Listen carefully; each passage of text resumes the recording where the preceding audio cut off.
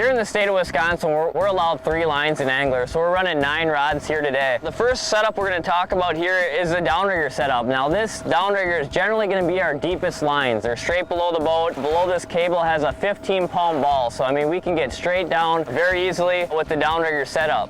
Now the next rods moving forward are your dipsy divers. Not only does it pull your flasher fly deeper, but it also will pull it away from the side of the boat. A lot of times you'll run even 2 dipsy divers on each side with different settings on the dipsies. As we're moving forward, now we're talking about our board rods. So we have our planer boards, set way to the side of the boat, but we have different styles of lines on our planer boards. This particular one is a 300 copper, a 300 weighted steel. That 300 feet is going to get that bait a lot deeper. As we move towards the outside of our boards, we have a 200 on this side and all the way to a 150 copper. Lead core is another option. On the other side of the boat, 10 color lead core, 7 colors we've been playing with a little bit. Just different various lengths of either copper or lead core allows us to achieve that depth in the water column, but at the same time moving those lines to the side of the boat to cover a lot of water.